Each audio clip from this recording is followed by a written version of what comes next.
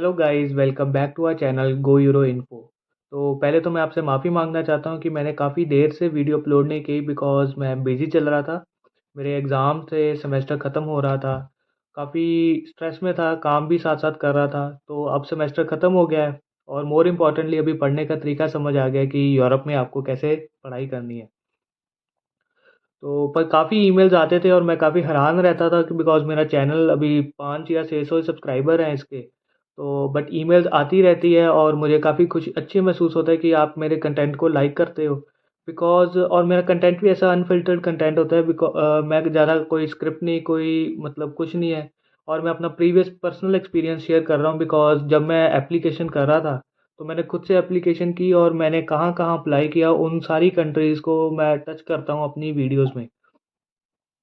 तो मैं आपका शुक्रिया करना चाहता हूँ जो भी मेरी वीडियोज़ देखते हैं और जो नहीं देखते हैं वो भी प्लीज़ सब्सक्राइब कीजिए चैनल बिकॉज़ अगर आप पढ़ाई करना चाहते हैं बाहर और अब्रॉड और स्पेशली ये शेंजन एरिया में, शेंजन ज़ोन में तो मेरी वीडियोज़ ज़रूर देखा कीजिए, आपको बहुत इन्फॉर्मेशन मिलेगी।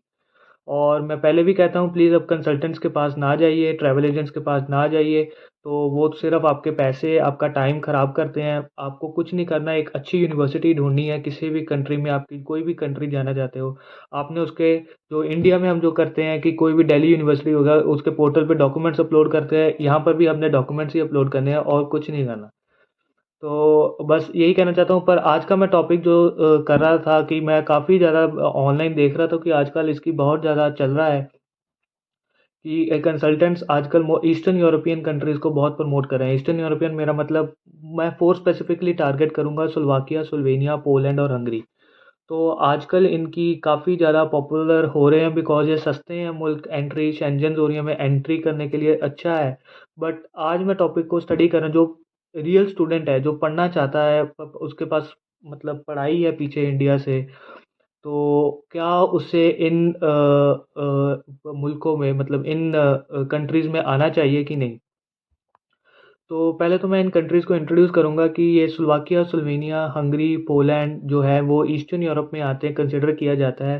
तो ये शेंजन भी है, ये यूरोपियन यूनियन भी है, तो है इसका जो वीज़ा आपको मिलेगा वो सारे शेंजन में ही वैलिड होगा। और जो स्लोवेनिया है उसकी कैपिटल है लुब्लियाना, ब्रातिस्लावा स्लोवाकिया की है, बुदापेस्ट जो मतलब काफ़ी मशहूर है वो तो हंगरी की कैपिटल है और पोलैंड वार्सो है कैपिटल पोलैंड की। तो इन दोनों में स्लोवाकिया और स्लोवेनिया की करेंसी यूरो है, हंगरी की हंगेरियन फॉरेंट और वो जो लास्टली जो पोलैंड की है उसकी ज़्लोटी है। तो ये सब तो जो यूजुअल फैक्ट्स हो गए तो इम्पोर्टेंट टॉपिक ये है कि क्या हमें यहाँ पर पढ़ना चाहिए कि नहीं पढ़ना चाहिए? तो फर्स्ट पढ़ाई के मतलब काफ़ी ज़्यादा मैं कहूँ डायनामिक्स है जो एक स्टूडेंट कंसिडर करता है। किसी के लिए ट्यूशन फ़ीस है, किसी के लिए लिविंग कॉस्ट होता है, किसी के लिए वो चाहिए जहाँ पर जॉब अपॉर्च्युनिटीज़ आफ्टर स्टडीज़ हो। तो ये मतलब ये parameters different to student vary करते हैं। तो पहले तो हम ट्यूशन फ़ीस के लिहाज से देखते हैं। तो ट्यूशन फ़ीस यहाँ पर काफ़ी इन कंट्रीज़ में काफ़ी चीप है। स्लोवेनिया में आई थिंक जब मैं यूनिवर्सिटी ऑफ लुब्लियाना में मैंने अप्लाई की थी मास्टर्स अपनी आईबी में इंटरनेशनल बिज़नेस पे तो तब उस वक़्त उनकी फ़ीस थी 4000 यूरोज़। और स्लोवाकिया में एक यूनिवर्सिटी थी, यूनिवर्सिटी ऑफ इकोनॉमिक्स ब्रातिस्लावा में उसकी फ़ीस कुछ उनके मैनेजमेंट के कोर्सेज़ काफ़ी अच्छे हैं, तो उनकी फ़ीस कुछ लगभग किसी की 1500 थी, मैक्सिमम 3000 यूरो थी उन फ़ीस की। तो 3000 यूरो उनकी फ़ीस थी और पोलैंड में भी इतनी ही अराउंड 3000 यूरो ही है और हंगरी की भी हंगरी की थोड़ी-सी मुझे लगता है ज़्यादा है, आई थिंक 4000 यूरोज़ पर इनकी मतलब रेंज 2000 से 5000 यूरो तक की ट्यूशन फ़ीस है। और इनका लिविंग कॉस्ट भी काफ़ी कंपैरेबल है। हर एक कंट्री में आपको 200 यूरोज़ मैक्स आप सर्वाइव कर लोगे मतलब 150 यूरोज़ तक भी आपको अपार्टमेंट मिल जाते हैं, मैंने सुना है यहाँ पर। सुना क्या मेरे फ्रेंड्स ही हैं कई काफ़ी डिफरेंट डिफरेंट कंट्रीज़ में। तो एक फ्रेंड मेरा है जो पोलैंड में है, तो वो बता रहा था कि 150 या 170 यूरोज़ में अपार्टमेंट मिल जाते हैं और हार्डली 60-70 यूरोज़ उसका कोई फूड में खर्चा होता है, मैक्स। तो ये उसका लिविंग एक्सपेंस है। तो एक पार्ट टाइम जॉब अपॉर्च्युनिटीज़ भी हैं और मैं ये बता है होती हैं बट लोकल लैंग्वेज बहुत इम्पेरेटिव है आपको सीखनी बिकॉज़ मैं फ़िनलैंड में हूँ, तो फ़िनलैंड तो बहुत ही मतलब काफ़ी एक एडवांस कंट्री है, पर फिर भी मुझे जॉब फाइंड करने के लिए बहुत टफ़ डिफ़िकल्टी ऑब्स्टैकल्स फेस करने पड़े थे। डिफ़िकल्टी थी मिली पर मतलब अभी भी मुझे अच्छी जॉब नहीं मिल रही, मैं भी और जॉब ही कर रहा हूँ, एक रेस्टोरेंट में कर रहा हूँ या फिर मैं पोस्ट ही करता हूँ। अच्छी जॉब के लिए आपको लोकल लैंग्वेज आना कंपलसरी है। तो आप जब स्टूडेंट्स हैं तो स्टूडेंट होते हो तो आपके पास मतलब लैंग्वेज सीखने की बहुत अच्छी अपॉर्चुनिटी होती है। तो आप जिस भी कंट्री में जाए, तो स्पेशली यूरोप में, तो आप प्लीज़ डिसाइड कर लीजिए कि आपको उस पे उसकी लोकल लैंग्वेज पे फोकस करना है। तो बैक टू आवर पॉइंट कि इन कंट्रीज़ में और ट्यूशन फीस मैंने आपको बता दी, लिविंग कॉस्ट भी अच्छा है इनका। Quality of education no doubt पूरे शेंजन ज़ोन में कंट्रोल्ड होती है, तो सारी आप जो भी पढ़ाई कर लो, स्लोवाकिया में कर लो, वो जर्मनी में भी वही पढ़ रहे हैं स्टूडेंट्स, तो ये सब चलता है।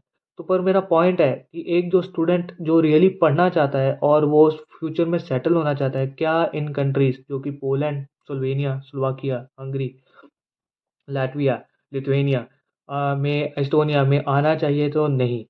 तो मैं भी स्टूडेंट हूँ यहाँ पर, तो मैं कहूँगा कि मेरा ये मिक्स्ड ओपिनियन है कि जो तो पढ़ना चाहते हैं तो प्लीज़ वो इन कंट्रीज़ में ना आए, जिनकी फ्यूचर में कोई अपॉर्चुनिटीज़ है कि मैं यहाँ पर ही सेटल होऊंगा, बिकॉज इन कंट्रीज़ में जो फ्यूचर सेटलमेंट के ऑप्शंस है वो थोड़े कम है।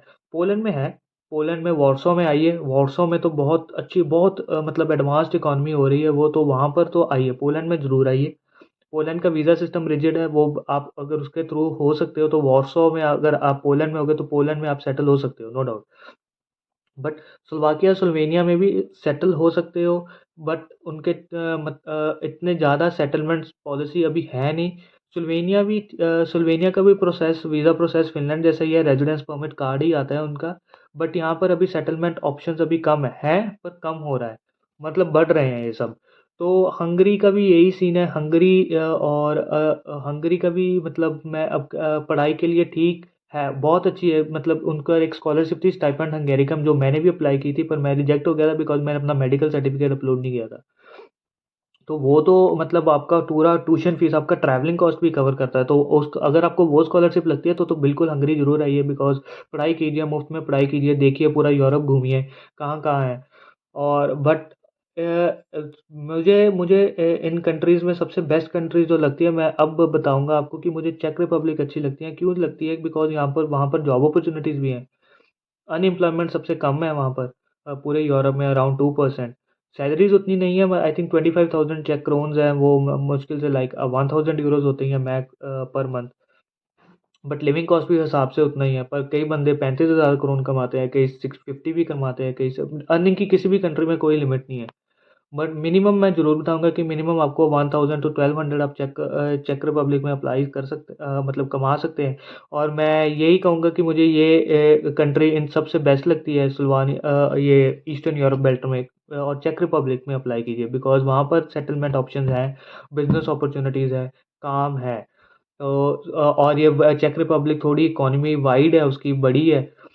और इन रैदर ये छोटी छोटी, स्लोवाकिया, स्लोवेनिया, हंगरी और पोलैंड और चेक रिपब्लिक, ये दोनों मैं सजेस्ट करता हूँ, इनमें आइए स्टूडेंट्स, बिल्कुल आएँ, देखें क्या है। बट स्लोवेनिया में 50-50, स्लोवाकिया में भी अभी पता नहीं है उनको, क्योंकि वो नए नए नए उनके प्रोग्राम्स हैं, वो अभी मैं कह रहा हूँ अभी मार्केट में वो नई, जैसे कहते हैं कंसल्टेंट्स कहते हैं, तो मार्केट में नई प्रोडक्ट लॉन्च कर रहे हैं वो किसी कंट्री का।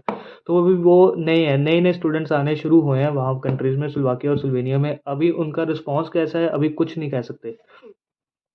तो बस ये आज का टॉपिक यही था कि आप फोकस कीजिए, ये अगर आप ईस्टर्न यूरोप में आ रहे हैं तो आपने कंसिडर इंडियन कंट्रीज़ देख रखी हैं, तो मेरी तो सजेशन यही है कि आप चेक रिपब्लिक और पोलैंड को शॉर्टलिस्ट कीजिए। इनमें अपॉर्चुनिटीज़ हैं, इनमें सेटलमेंट की भी अपॉर्चुनिटीज़ है, पार्ट टाइम वर्क भी है, स्कॉलरशिप्स भी बहुत हैं, बच्चों को ट्यूशन फीस भी अफोर्डेबल है, लिविंग कॉस्ट भी अफोर्डेबल है। तो ये था मेरी सजेशन। और प्लीज़ लास्ट बार मैं यही करूँगा कि अपनी रिसर्च पे फोकस कीजिए और अपने आप अप्लाई कीजिए।